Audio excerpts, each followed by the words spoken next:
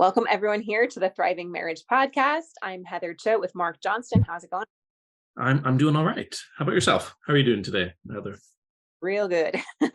And today we're talking about what to do when your spouse won't talk to you. And I know this is a very common situation for many people. We're going to share what not to do, why this happens, where your spouse is at a place they don't want to talk to you, and then what to do about it. Before we get to that, though, we're going to go to our client win of the week. Marc, you want to share this one? Yeah, would love to. So this is from an anonymous group member. They're saying, my wife has been staying with me at my apartment since we had a discussion on the phone about a month ago. I won't go into too much detail about the conversation, but I will say that during the conversation was the first time that I got her to finally open up and talk to me about our separation without fighting. For the most part, every day has been great. And there's certain parts that we wanted to underline and really emphasize. So here she says, he says, she slowly started to open up more and more as the days have gone by, and her choice of words have changed as well. There hasn't been so much of her, and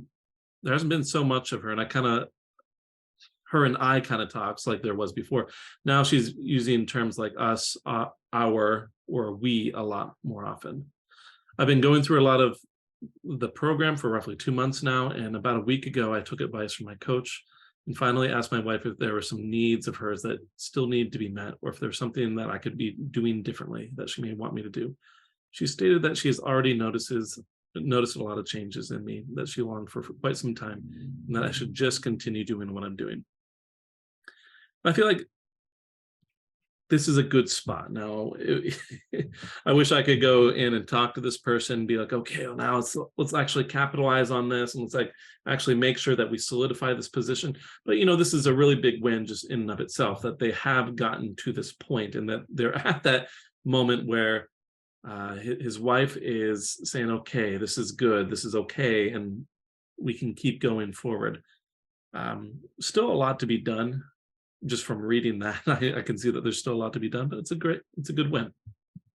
Yeah, it is. Awesome. And I can see some of you watching us live here in our Facebook group. So welcome. Give us a thumbs up. Let us know that you can see and hear us okay. That always helps us know that the tech is working correctly. And then let us know, how much are you and your spouse communicating right now? Put it in the chat or in the comments if you're watching the replay, or even if you're here live. Do you talk every day? Do you talk two times a week, 1 or 2 times a month? Or maybe you haven't talked to each other for several months. This is one of the indicators that we look at to see how likely a relationship is to turn around. And so go ahead and leave your answer there, and then we will give you some feedback on what you can do to increase some communication and get things going in a good direction.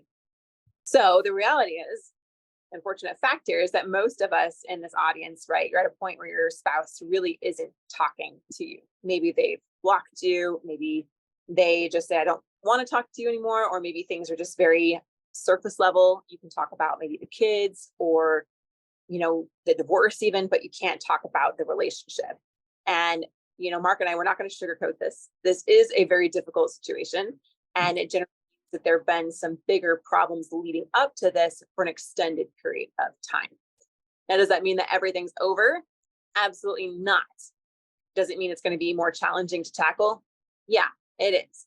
But most of our clients start at a place where their spouse is resistant to communicating. Right, Marc? We see this all the time. Oh, yeah. Who are new to High Thrive Coaching, to the Thriving Marriage and our PATH program, we generally take on cases where your spouse is not willing to work with you. They don't want to work things out. They do want a divorce, and they aren't willing to really open up and talk about things. So let's first dive into Marc and understand, how does this happen? Like, how does a relationship get to this point where your spouse is resistant to communicating with you? Well, I think it's best to start with that perhaps less severe situation where maybe this isn't a huge issue, and maybe this is more of a behavior that's short-lived, or something that's meant to just try to calm down and back off a bit.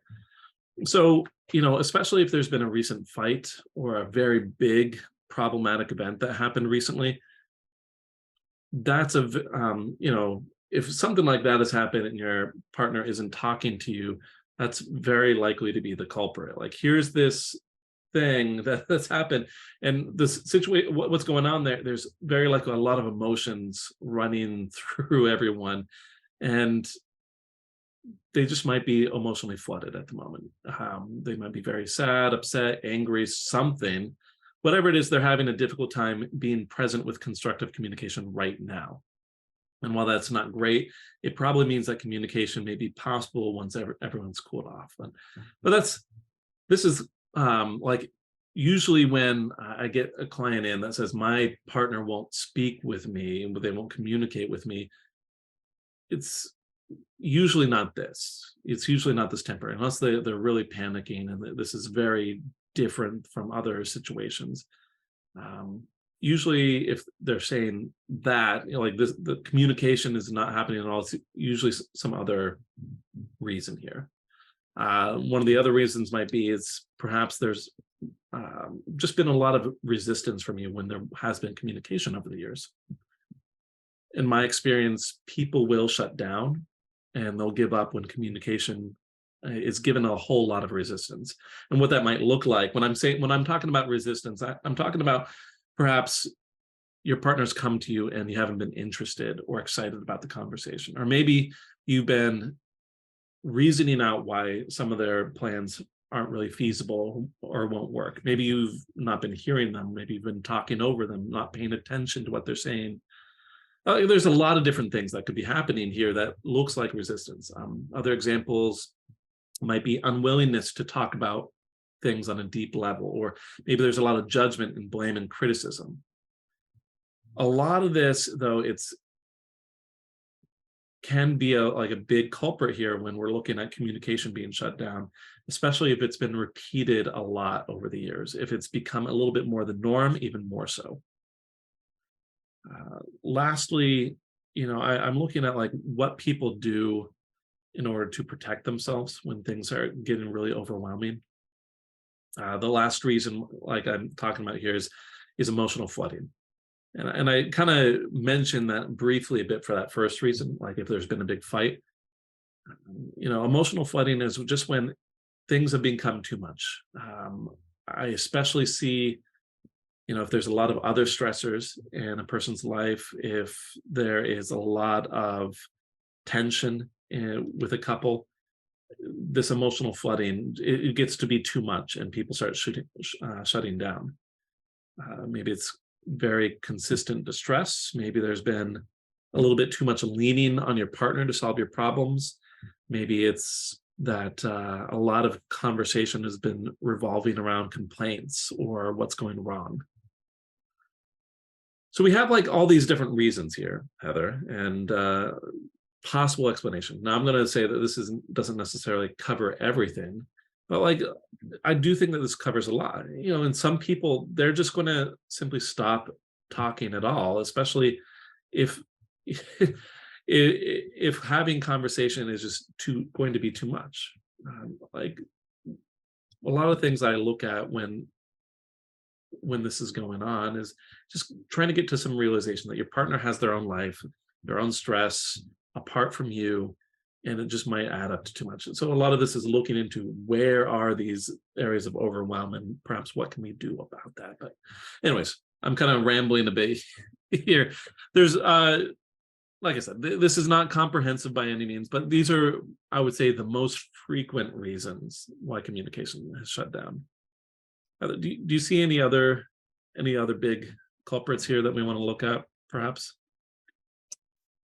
Yeah, I think that just kind of generally, and I've heard you say this over and over throughout the years, Mark, is that it's become unrewarding to open up, to communicate for whatever reason, right? And over in the chat, I'm seeing, that a lot of you guys are saying that you experience this exact thing, right?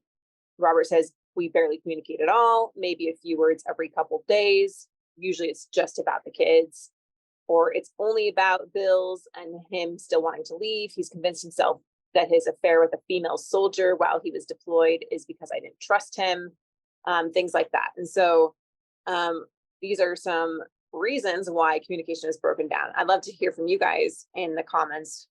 From what Mark shared, what do you think are the reasons, right? Is it these unresolved issues that keep going on? Is it because of this emotional flooding, right? What are the patterns that you guys are noticing that are creating this situation for you? Another comment here from Nicholas. My wife won't even reply, and I've tried some techniques. What can I do to get her to open up? She's been having an affair and said, I'm dating him now. It is over. Yeah, we'll definitely go into that. She said she doesn't feel comfortable or safe around me and thinks I appear happier without her, and she doesn't feel loved, wanted, or understood. So that's some really good feedback from the comment there from Michael, right? She is giving you some feedback. I don't feel comfortable. I don't feel safe, right? And those are some indicators that this has not become a rewarding situation. When we feel discomfort, when we don't feel trusting or secure, then it's not very rewarding to want to communicate, right? So that's exactly what we face all the time. Any thoughts on that, Mark? Yeah, I mean, I can relate to this a little bit. Now, I'm not going to say that my wife, Jen, and we've never really gotten to the point where we don't talk. I can say that we have sometimes gotten into situations where we're more reluctant to talk, or maybe we have a tendency to sweep certain subjects under the rug. But like, I can relate to a lot of what these comments are saying. You know, I know in my marriage, Jen and I tend to kind of have this mindset at times when we're not really thinking well, when we say, okay, isn't it just easier not to bring up whatever subject it is and not have to deal with this problem? Let's just sweep it aside until it's become too much. I mean, I know this is very different from cases where communication isn't going on, but I can imagine that sort of scenario building and building or extending into other topics, especially if she and I did not work on our communication or did not try to have these problem solving sort of situations here where we do work through things. Right. In my marriage, communication tends to shut down due to some communication patterns that we picked up from childhood, from our own families. In my family, you didn't talk about things, you just kind of set them under the rug until everything blew up. And then it would be very explosive, very volatile, lots of blaming, and never taking accountability that I hurt you. It's your fault that I hurt you. That was kind of what was modeled to me. And so I brought that into the marriage. And Ben was on the opposite end of the spectrum, where he grew up in a family that did communicate about things, but at a certain level, when it wasn't safe enough, you just shut down. And it was better just to withdraw and stonewall and like pull away than to say something damaging. You can see how both of those patterns, issues are never really resolved. Both of those patterns are not actually healthy and conducive to creating understanding and connection in a relationship, right? And so having worked through those things and understanding that when there's a big blow up, Ben's going to shut down, he's going to pull away, helps me to know what not to do. Okay. And we're going to go into a little bit of what not to do and why here in a little bit, because I've made all these mistakes. I talk to you guys in master classes and here on Facebook and YouTube and all the places, right? All the time. And almost always we're making one of these mistakes. And let me know in the chat, what do you tend to do when your partner pulls away? When they cut off communication, when they say, I don't want to talk with you, when they say, like some comments here, there's too much anger, there's too much resentment, I don't have interest in connecting with you, right? I don't have time to reconnect with you.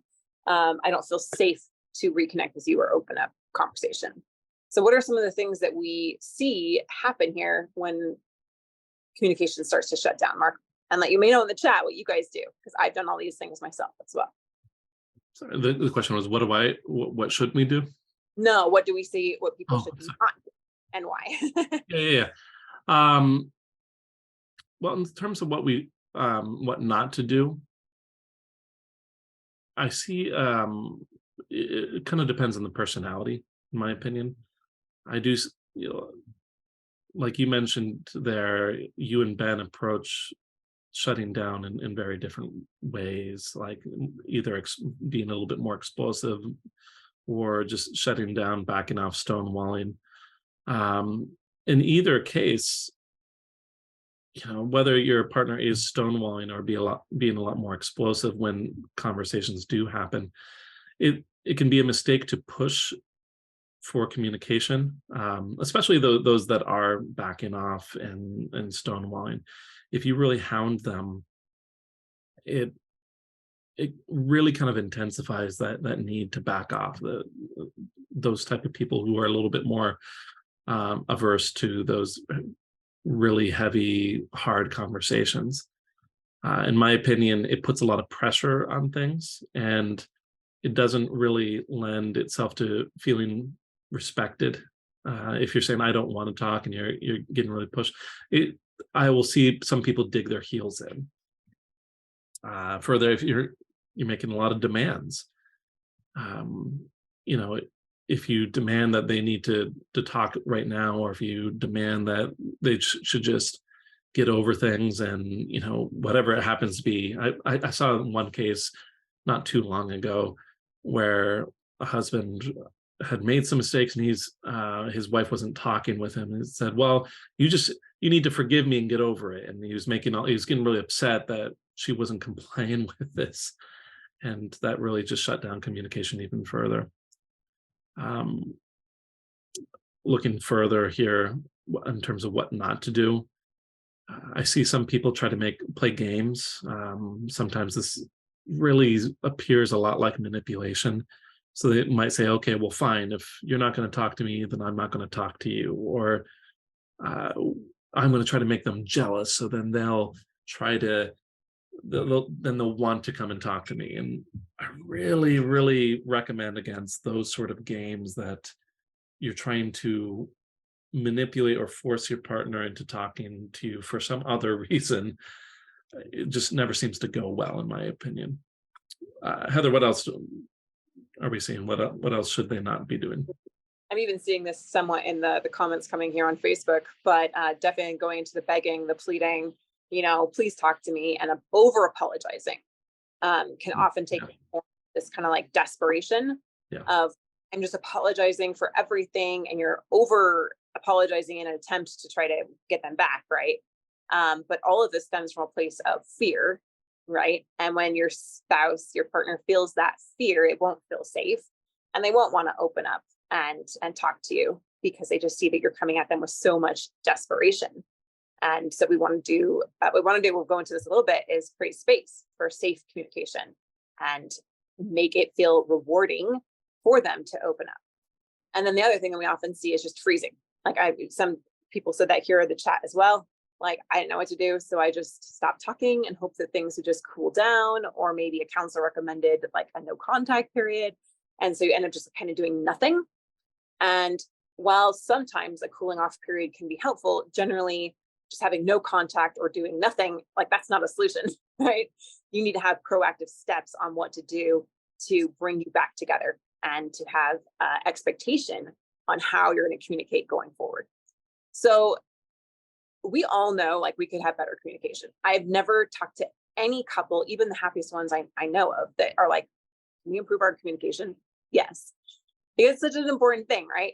And so many times we're not taught how to communicate, how to set down and recognize the patterns that we grew up with and that we've brought into the marriage, and that the patterns that our spouse grew up with and they brought into marriage, right? And then the patterns that we created together that are really not healthy, they're not functional, and they're creating more of this disconnection. Most people are in a state of somewhere along that spectrum, right? And so I want you to give yourself some grace that you haven't known how to communicate, because very few people actually do. And it's a continual skill to learn. But the good news is that you can learn it. There are things that you can do right now. More often than not, our clients, their spouse does not want to talk with them about the marriage, and pushing them to try to talk about the marriage is exactly what Marc said. It's going to backfire. It's going to show them that you're not respecting what they're saying. You're not trying to understand them, and you're not making things safe for them. You're just pushing your own will, right? Your own desires on them. And that really comes from, whether we mean to or not, a very self-centered perspective, right? And I get it. Like, I felt this way myself. Like, you're pulling away from me. I'm going into fear. I'm going to do anything I can to like make you come back to me and try to get you back. And it just does not work. So we're going to talk about what we do and how we help our clients that go from very little to no communication to, you know, very closed off communication to getting things open, because I know that's exactly why you guys are here. So Marc, what do we do about this? Well, let's start with what I think is the most important part of opening up communication, and that is creating a safe space for communication, what we would call like creating a safe harbor. And I think about this almost, I really like the metaphor of a safe harbor. Like here is like the stormy sea outside of the harbor, and everything's kind of all wild and rough on the sea. But you come into the harbor and it's meant to be calm because it kind of, here's this space that encompasses all the water, such that you can bring things in, and it can be much more of a calm, safe space. For relationships, for conversation, I think the best way to kind of start all that is really applying the principles that Carl Rogers talks about. This is talking about empathy, authenticity, and positive regard. So just to clear up what we mean by those things, I think we talk about this a lot. I mean, this is a principle that Heather, you and I bring up in a lot of different cases. But I always think it's good to review a little bit. So empathy here is talking a lot about having some understanding for another person's emotions and point of view. I do think that having a high amount of empathy within a relationship is really the cornerstone that allows communication to be free-flowing and open.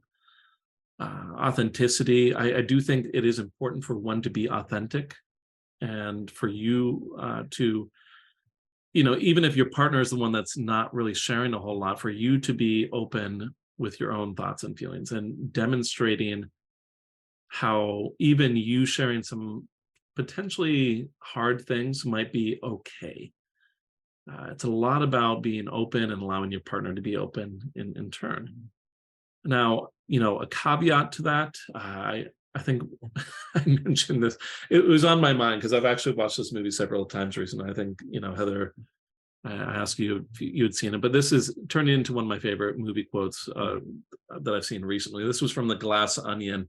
When it's over on Netflix, if you want to go see it. But in terms of being authentic, sometimes we think of being authentic as being real, and sometimes that can be a bit harsh.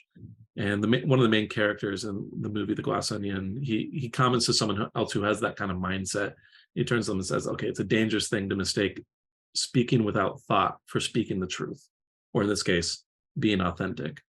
And so that's not what being authentic is about. It's not about being thoughtless or callous. It's, I think in a romantic long-term relationship, it is important to have tact with your authentic openness. Lastly, we have positive regard, and it's a lot about the kind of story that you create around your partner, the kind of beliefs that you hold about them and about the relationship. It's about trying to find the positive intentions behind their actions and words, even when that might not be apparent. And I think these things here, these 3 items, contribute a whole lot towards creating a safe harbor or safe environment for communication. Now, does this automatically make your partner want to talk with you? No, I don't think that's the case.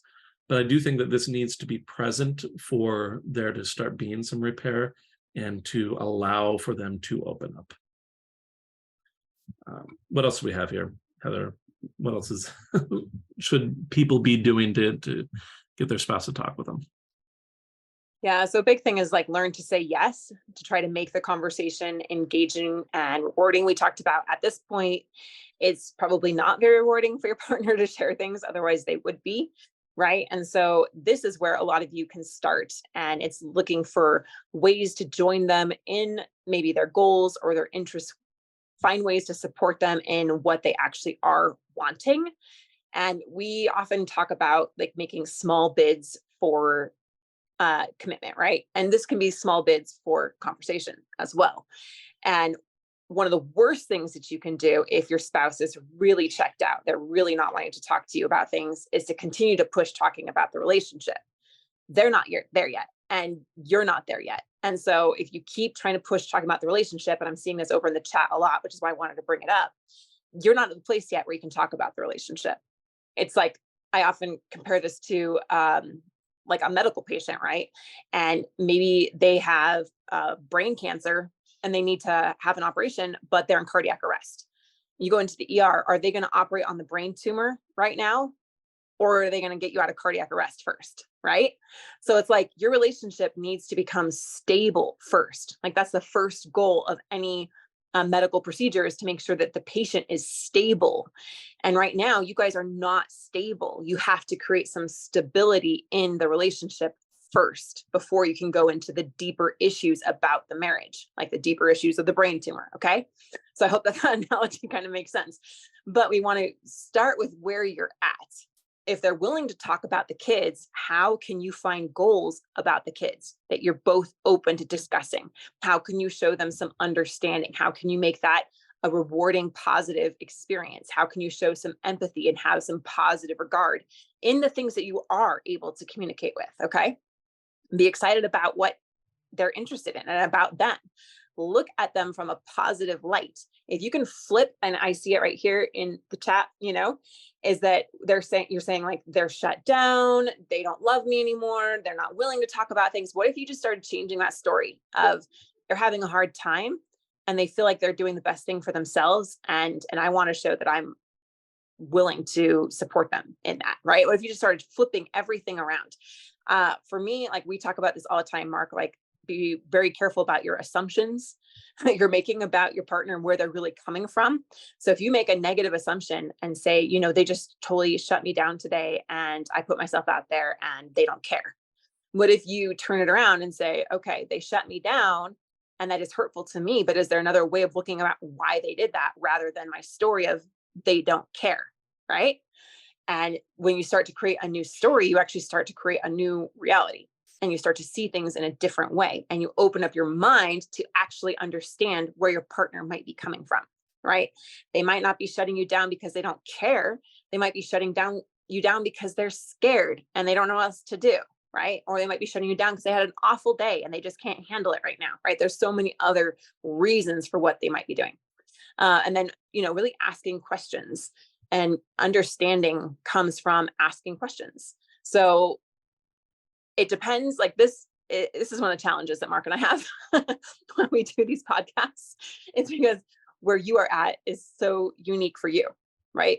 So if your spouse is like completely on, like, I'm about to get divorced, I don't want to talk to you about anything, versus, I'm willing to kind of talk about the marriage, but I don't want to go too deep, versus, we're just friends and I love you, but I'm not in love with you. Like all of those are very different kind of situations. But the more that you can ask really open questions without any pressure or without any pushing them or any agenda, but you just want to understand them, that's going to give you more clarity on where they're really coming from. It's going to help them feel heard, help them feel respected.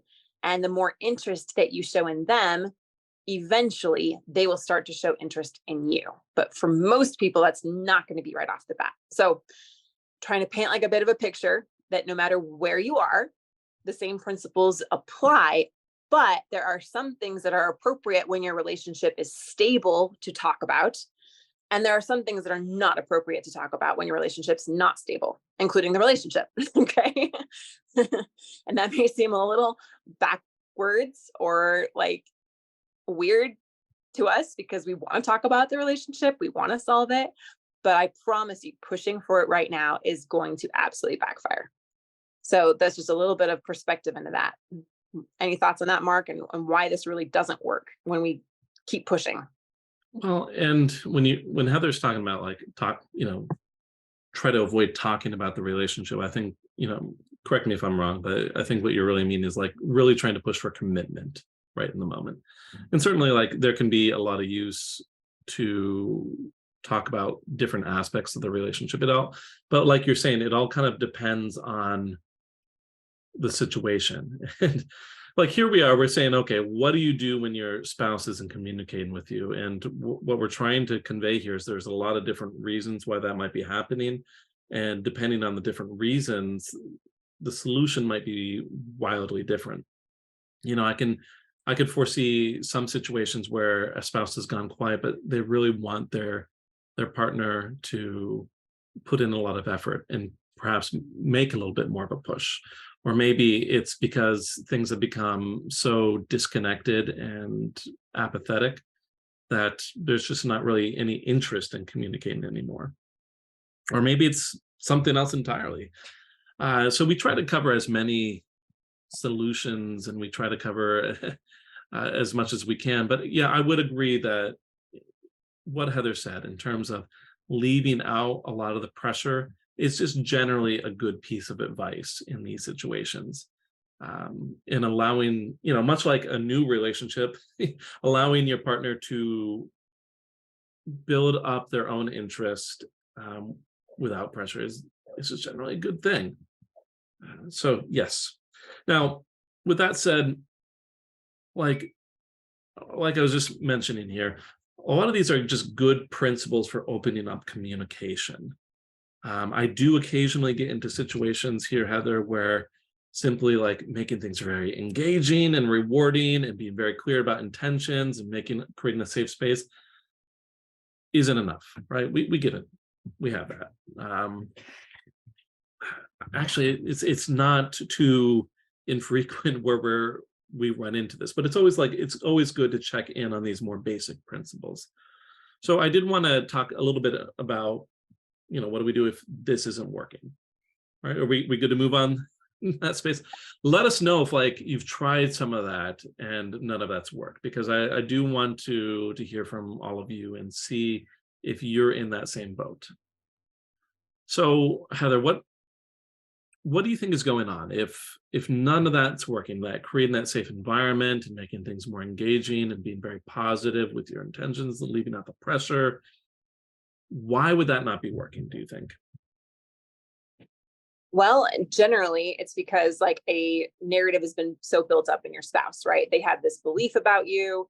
They have their justifications of why they're doing it. And it's either because they want to protect themselves from pain, or they don't want to feel so guilty about what they're doing because they know that it's painful and it's hard. And so they create the story that it's your fault and that they're having this affair and they're going to this other person because of how you treated them, or that divorce will be happier and easier than being married with you, or that they don't love you anymore. So if there's not love, then why be married at all? I'd rather be on my own, or I'd rather find someone else that deserves me, blah, blah, blah, right? So we all have this very strong narrative that we're coming up against. And so there's that combined with patterns.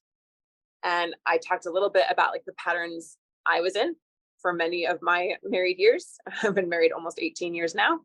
And the first at least 12 or something were very dysfunctional patterns. And we kind of became functional in our dysfunction, if that makes sense. We kind of made it work for a while until it just didn't work anymore. And that tends to happen, right? And so we have to look at what those underlying patterns are between you and your spouse. One of the things that we do in our coaching is we look at, okay, what are the patterns? Where are they coming from? And how can we interrupt those patterns so that you can start to do things in a new way? It's going to get your spouse's attention, and you can then start to build up a level of trust as you create newer, healthier patterns between you. And that's going to be very specific for each and every one of you. That's why we work so closely with you one-on-one in our coaching. And if you want a free breakthrough session with us, a marriage analysis session, go ahead, leave a comment, say session. That'll be the word in the comments below, say session. And I'll send you the link where you can book that with us, because we do need to work with you one-on-one to understand what these underlying issues are, what these patterns are, what the story is that your spouse has created about you, so then we can start to change that story. If they just continue to believe, I'm just going to say, Michael or Jennifer or Donna here, if they're going to say, he never listens to me, she doesn't respect me, he doesn't understand what I'm really wanting, I'm not happy with her, right? They're going to continue to see that until we help them let go of that story. And that's exactly what we help you guys do with our path process. So it's really important that you don't just simply dive into these solutions, right, without seeking advice and talking with them about possibly implementing some of these solutions, right? And so it's really important to know if these are going to work or not. And that's why we offer that to you guys. It's what we do every single day and what we help our clients get to. So that's kind of the broad overview of where this is coming from and why some of your attempts might not be working. I did see a comment here. I don't remember who it was. I can't see it anymore on my screen, but a comment was I'm using I feel statements, or I'm using I understand, or, I understand you're hurt and I'm here for you. Why is that still not working? Right? or I keep, trying to open up things, but she just keeps shutting down. And it's very likely, and I don't know your situation and all those listening, right? But it could very, very likely be that you're still pushing, talking about the relationship at the wrong time, or you're trying to solve a problem that you're just simply not ready for. And sometimes I hear like, I saw a couple comments here, like, I keep trying to talk with her, but it's not the right time. She's not ready for it. Well, then you're talking about the wrong things. Is basically what I'm trying to say. Okay. And so what we help you do is find out what are the right things to talk about in your stage, in your situation. What are the conversations that your spouse is open to having? What will they be willing to talk with you about? Because there is always at least something that you can talk about. It just may not be what you want to talk about right now. What you want to talk about right now, pushing that is probably going to keep backfiring. That's why they continue to not want to talk to you. Okay, so I hope that's coming across really clear. It's identifying what can we talk about now? What will be safe? Where can we start to interrupt some of these patterns? Where can I start to demonstrate some empathy, some positive regard, right? Some understanding. And then from there, it will build up. So we kind of have to start slow to go fast. And so that's what we help you with in the one-on-one coaching. Thoughts on that, Mark? Well, yes, I think Heather's right in a lot of the points that she made. I do want to leave before we get too far, maybe in a few specific suggestions. If it's gotten to this point where creating a safe space hasn't been working, if really leaving out that pressure or really making things engaging has been working. I like what you said earlier. You're mentioning that a lot of what needs to happen at that point is about breaking some patterns. I want to add on to that. I think another underlying principle here is that, as you mentioned, they've built up. Oftentimes, when this is the situation, a person has built up this negative story about what's happened and about what's wrong with the relationship, and it really doesn't allow for them to easily approach some constructive conversation. I do think that in many cases, when that's happening, that there is a need to build up some trust. So, I've had a lot of success in these situations when we stop focusing so much on that end goal of like rebuilding the relationship, like you said, where, hey, perhaps we're talking about the wrong subject at the wrong time, and we instead focus on something much more immediate. I want to point out that if you're at this stage, like Heather mentioned, you probably need some one-on-one help. And I wouldn't suggest just diving into any of these next few solutions I'm just going to rattle off without seeking some help first, because they may not be the right solution. Some of them may even potentially drive the situation into a worse state if handled incorrectly. And it really depends on the situation. Well, I know with several of my clients, I get to this point and, we try creating this safe environment and we still don't have any communication. So a few things that I've tried with some success. I remember for several clients, it was about sharing thoughts. They would leave these consistent, brief messages, simply sharing thoughts and questions while using a lot of the principles that we talked about. Generally, just being very open and transparent, being overly vulnerable. This can be especially helpful in building up that trust, like I was just talking about. If you are the one creating some vulnerability for yourself first, and you're demonstrating how it can be a safer environment. That's a bit tricky, especially depending on the dynamics of the relationship, but it's something sometimes it's worth exploring. Another one I frequently go to is really calling attention specifically to the resistance. A lot of times we'll talk about like the kids or the divorce or the state of the relationship, and the partner shuts down, and we don't ever talk about why they're shutting down specifically, or like really paying attention to the feelings that are going on as they're shutting down, we're so focused on these other topics. Within therapy and whatnot, this is called a here and now conversation, because we're noticing what's going on in the moment, here and now, rather than all these other things that are going on around us. I don't think that one really is likely to backfire. It just, I don't think there's any negative aspect to that suggestion. It's just whether it's going to actually produce anything is sometimes questionable. And then lastly, it may need to come down to some boundaries and ultimatums, especially if there's not really a whole lot else going on and there's just been so much resistance and nothing else is working. But at the same time, like, I don't like to just blindly recommend, setting boundaries or having some ultimatums, because I think a lot of people misconstrue what that means, and it can have the potential of making things worse if not really executed well. So anyways, like, I hope you're getting what I'm saying here, and there are solutions is what I'm saying, but you really want to get support if living by some of those more basic principles isn't working for you. You really need to get that expert advice, either from us, or I'm not going to pretend we're the only ones out there, from someone else at the very minimum. They might not be as good as us, but we'll let you make that choice. Anyways, that's what I'm getting at. It's like there are almost always solutions to this problem. It just may take a little bit more closer examination. Yeah, thank you. And just to go, like, kind of pull back the curtain here, I have seen Marc use some boundaries with clients in this way, with his expertise, and have them really heal the situation. I've seen him using sharing thoughts or calling attention to and confronting the lack of communication. And it really helps turn things around. It has to be done in the right way.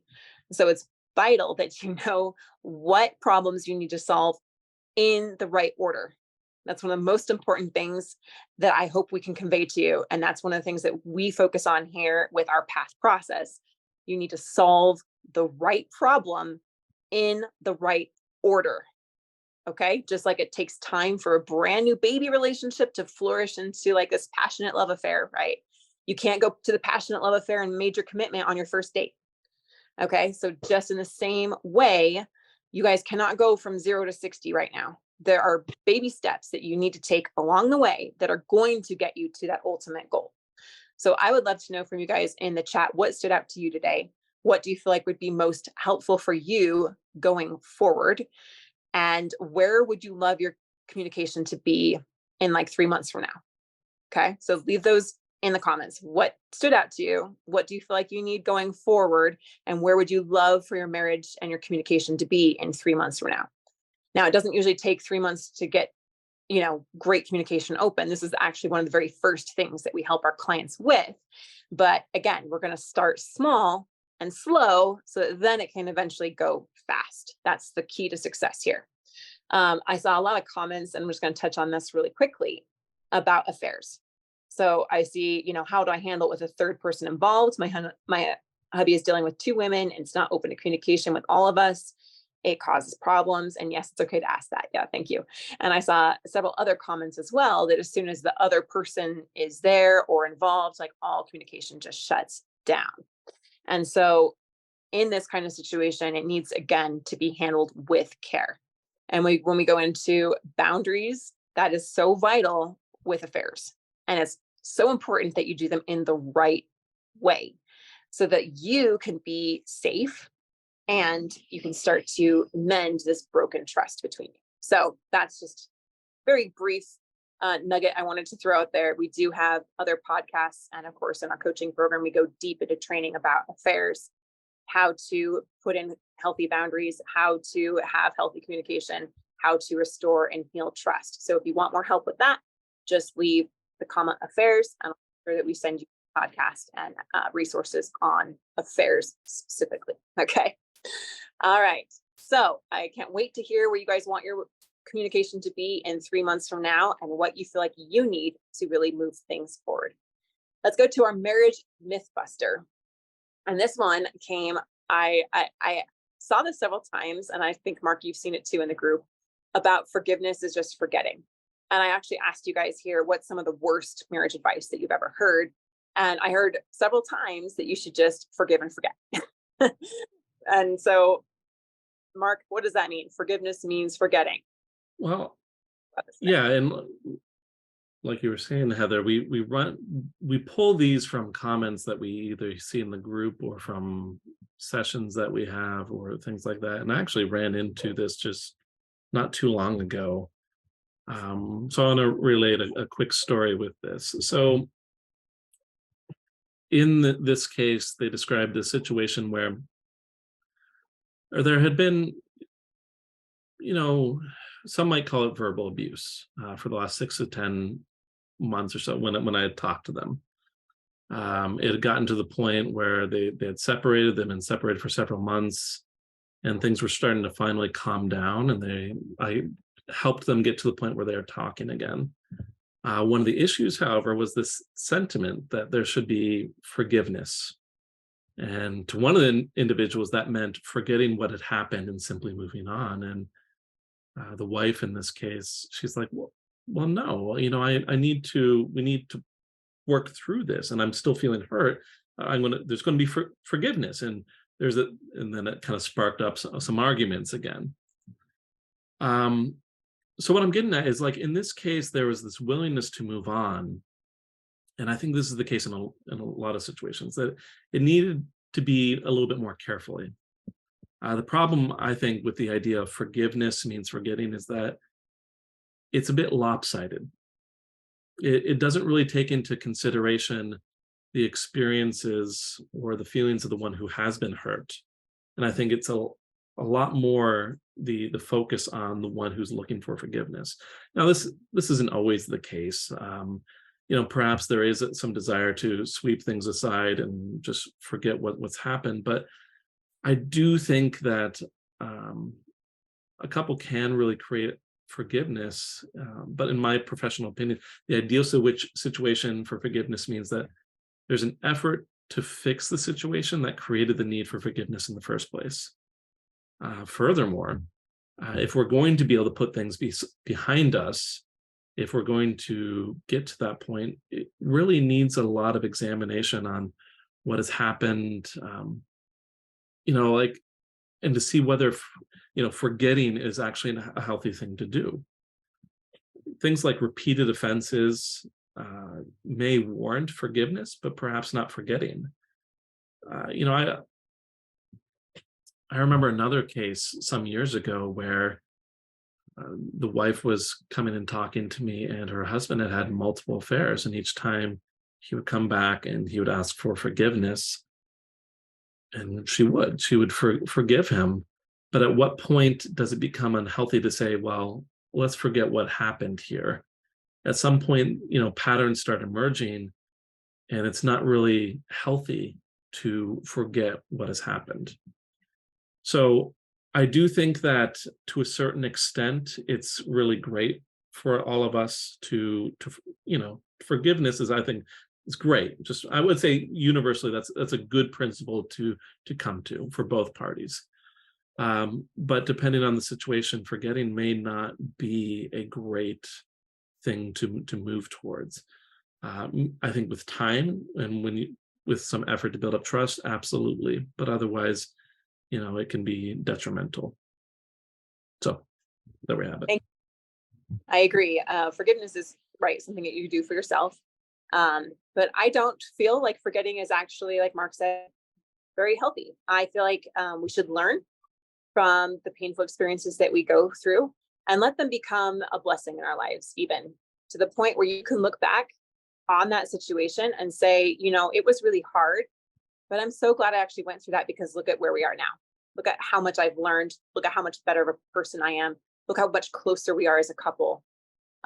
You guys know Leah Smith and in our group here, and she shared her experience going through an affair. She says it was the best thing that ever happened to her, and that she is grateful that they went through that, even though it was awful, because now their relationship is better and stronger than ever before, even before the affair happened. And so one of the things that my husband and I look at is, when you can look back at the memory of the thing, but not feel any emotional trigger about it, then you've actually forgiven the situation, There's no emotional trigger of hurt or blame or guilt or shame, even things that you did. You can look back on that. And if there's no more emotional trigger, then now you've come to the place of wisdom. You've let that experience help you become a better person. And now you can see the benefit and the good that came from those things. And I know that this is true for even people that have gone through like absolute hell, like abusive situations we're talking about. We all know the stories of, Jews and the concentration camps that came to this place of forgiveness and of peace. And they learned from those experiences, and they can even look back on them with a feeling of almost reverence and gratitude. And so that's what I'm striving to do in my own life. I'm just saying, like, being really transparent here, is that for the things that have been hurtful to me, or the really hard things that happen, when people have betrayed me, when they've broken my trust, when I've hurt them, I want to be able to be at a place where I can look back on those things and have a feeling of even gratitude about going through them, instead of a feeling of regret and pain and continually holding on to them and continually fixating on them. So I think to me, that's where I want to get to. And that's where Ben and I both want to get to, is this place of, we actually don't forget the past. It's not like we dwell on it or like obsess about all the bad things, but you get to a place of like peace about those things. And then they help you to become an even better person and have an even stronger relationship. So hopefully that is helpful to you and speaks to your soul as well. All right, one last little goodie I want to give you guys. We understand it's so hard to get communication open. And so we put together a guide on 7 proven conversation starters to help you open up communication. And they tend to work across the board, no matter where you're at. But again, we still need to solve problems in order. So if you want the guide, it will give you ideas and ways to get communication open using the principles we talked about of empathy, understanding, and positive regard. Okay. So if you want that free guide, I'm going to give it to you guys. Just leave the word guide in the comments, and I will send you our 7 proven conversations starters guide. I want you to go try it out. I want you to use it in your marriage, and I want you to report back, ideally within the next 24 to 48 hours, and tell me how it went. Our intention is to give you some quick wins and to show you that this will work, that you can interrupt the patterns that you are in, that you can start to learn some new ways of communicating. Is it going to solve everything? No, it's not. Okay. It's just a very little tiny baby step that I want to give you guys. You guys can see some wins. And if you find, okay, I tried that and there's still more, that like it's still not really hitting home, it's still not producing good fruit, it's still not really working with my spouse, that's still a win, because that means there are deeper things that you guys still need to work on. And that one-on-one help with us is really going to help you get there. Okay. So thank you so much for sharing, Mark. Thank you for all of you joining here. We honor you, and thank you for working on your marriage and being the ones that are showing up and willing to do some new things to get some new results. It's going to have a profound effect in your life, in your marriage, and for generations to come. You have no idea how many lives are going to be impacted by you choosing to learn how to have healthy communication. It's amazing. So next week, we're going to share with you how to save your marriage without your spouse's involvement. Your spouse isn't on board. They don't want to work on things. How do you save your marriage on your own without your spouse's involvement? So thank you for joining us today, Mark. Thank you all for joining, and we can't wait to see your marriage thrive. See you, everyone. Thanks for listening to The Thriving Marriage, your A to Z blueprint for not just surviving marriage, but thriving. Until next time, my friends, thrive on.